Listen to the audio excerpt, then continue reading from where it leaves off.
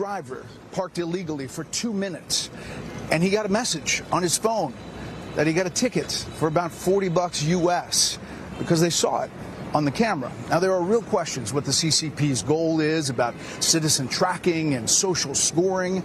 They say it's to make everybody... Dog, you're there. Stop with the social scoring. You know it doesn't exist, man. Jesus Christ, go talk to any Chinese person, please. 大家好，我是小满。今天我们来看一场极具戏剧性的美国内讧。福克斯新闻主播布雷特跑到北京，本想借街头监控和 AI 点餐大做文章，渲染所谓的监控社会，却被美国顶流政论大 V 哈桑无情拆穿。哈桑不仅扯下了美国媒体对华认知的信息茧房，更一针见血地戳破了美式双标的虚伪。我们一起看视频。A lot of Fox News people finally went to China and got to experience like regular everyday Chinese experiences. And showing that to boomers is probably really good because boomers think China is a peasant country. Okay. Obviously, every single person in my community has a very different attitude because I literally went to China. I talk about China quite a bit. I talk about Chinese development quite a bit. So you've actually seen it personally when you watched me do live streams in China, right? In Beijing, in Shanghai, in Chongqing, in Chengdu, and also in Hong Kong. But most Americans think China is run by an agrarian peasant society. It is backwards. That's like not dissimilar to the DPRK. And Americans are very sheltered when it comes to the way that they learn about our foreign adversaries. So when you have Brett Baer on Fox News in prime time going up to like Chinese stores and being like, look at this is a robot serving me a f***ing sausage. A lot of boomers are going to be like, oh my God, they are so goddamn advanced. Go inside. This is the first of its kind for this kind of interaction. If you want to order something, hello, can I get a sausage, please? Okay. Kaochang, 8.8 yuan. Oh, baby. Brett Baer has been the hero of this trip, okay? It's been very funny watching him go through the motions of like everyday Chinese existence. Brett Baer also complained about getting a ticket. They complained about flock cameras. Well, the Chinese version of flock cameras.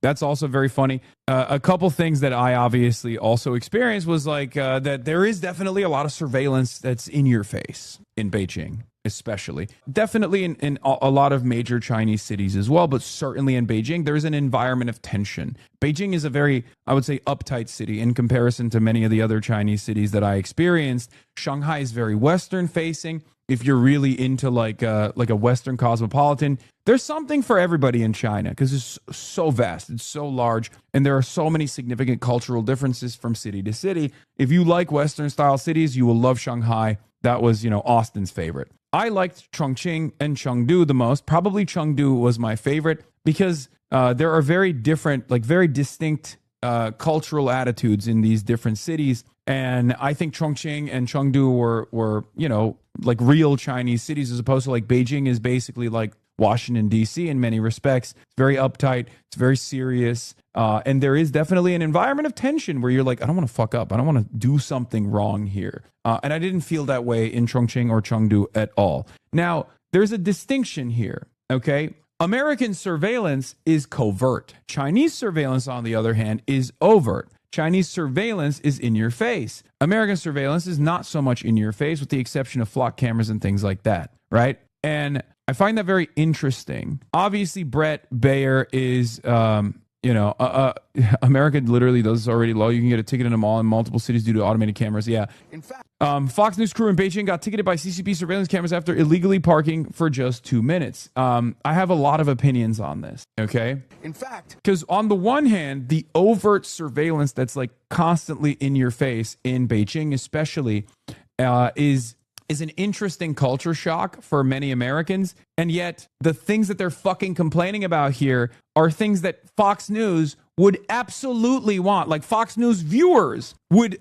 actually want here, American style. You're mad that they have Insta cameras and Insta ticketing options. Okay, you're telling the boomers the wrong lesson. Because if you were an American boomer and you didn't have these racialized hangups, because they're doing it Chinese style and therefore scary, you would look at this and go, wait, what the fuck are you talking about? The cities are clean. There's no homelessness. There's no fucking visible crime at all. Great. That's what I want. That's utopian. From the perspective of the white suburban boomers, right? They literally want that. So it's really funny when these guys look at what China is doing, when it's like, these are things that I'm critical of China, where I think it's like a little bit too strict.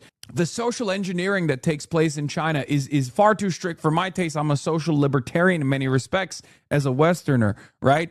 This is the culture that I grew up in. This is the opinions that I have. But those fucking boomers, they're treatlerites in every respect. They would love this shit. They would love the constant presence of surveillance and what that does to crime rates in America, right? The difference, of course, is we have constant surveillance. We have constant surveillance, and yet it is not overt, but covert. We have flock cameras. We have probably a similar level of CCTV density in major cities in the United States of America. We certainly do in places like London, for example. We are doing Chinese-style surveillance. We're doing Chinese-style surveillance here in the United States of America already. Our driver parked illegally for 2 minutes, and he got a message on his phone that he got a ticket for about $40 US because they saw it on the camera. Now, there are real questions what the CCP's goal is about citizen tracking and social scoring.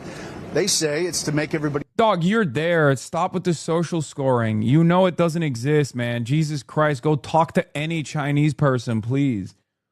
Chinese people make jokes about social credit on Chinese social media to make jokes about how fucking stupid Americans are, by the way. They'll literally post that one wall of shame that they have where people crosswalk or people jaywalk on a crosswalk, and it just like poop immediately takes a photo of you and puts it on the wall of shame. They literally post that on Douyin and shit to be like, see, this is the social credit wall that Americans think is fucking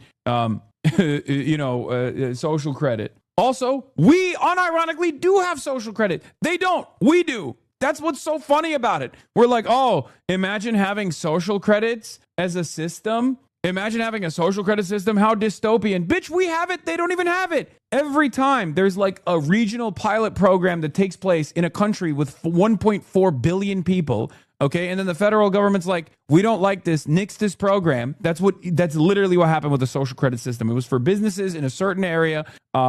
It was a social credit system for specifically businesses in one fucking region. It never got implemented at the federal level, and Americans still talk about it endlessly. If you want actually a federal system that is restrictive and Americans would probably look at as dystopian, look at the hukou system, okay? That's one area that needs reform, in my opinion. It was perhaps very restrictive at the time, but maybe even beneficial for development. I don't know. And the current system, the current hukou system is just more so about like region locking you for social benefits that you get. Okay. I mean, you just said there was a ton of surveillance. Yeah, no, I know. I'm saying it made me uncomfortable, but boomers would probably love that shit. And boomers probably don't even recognize we have that shit. It makes me uncomfortable in America too. Hukou system is being reformed. A lot of Western leftists don't understand the changes that have been made to it in the past decade. No, I know. You feel safe.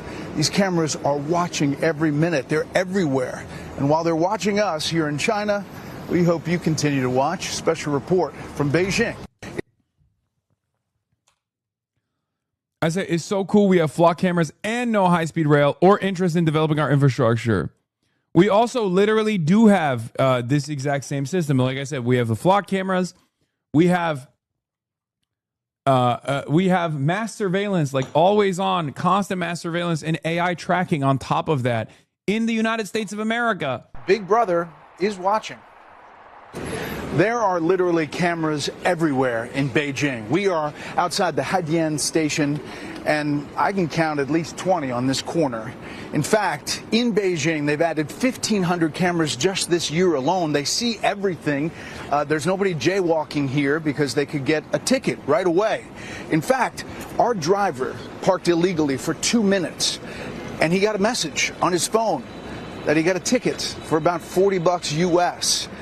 Yeah, you parked illegally, bitch. Eat that fucking ticket. 看完哈桑的精准吐槽，真是让人有一种酣畅淋漓的痛快感。在这场意识形态的交锋中，我们能清晰地看到美国部分精英阶层复杂的心态扭曲。以福克斯新闻为代表的保守派，原本带着寻找落后农业国的傲慢滤镜来到中国，结果却被高度现代化的城市、整洁安全的街道狠狠打脸。为了掩饰这种心理落差与认知崩塌，他们只能生硬地将中国的高效治理与安全秩序抹黑为反乌托邦式的监控。哈桑的评价之所以有价值，在于他扒下了这层遮羞布。他敏锐地指出，那些抱怨中国严格管理的美国老牌政客，其实内心深处极度渴望中国式的社会安全与零犯罪率。同时，他也毫不避讳地揭露了美国自身的隐性监控与制度顾忌。这反映出一个深刻的现实：西方媒体长期以来对中国的刻意抹黑，本质上是一种深度的政治焦虑与自我麻痹。当一个国家习惯了用双重标准去丈量世界，它失去的不仅是客观认识他国的能力，更是自我诊断与进步的契机。面对一个真实、立体、全速发展的中国，如果西方还在用冷战思维刻舟求剑，最终沦为笑柄的只会是他们自己。我是小满，我们下期见。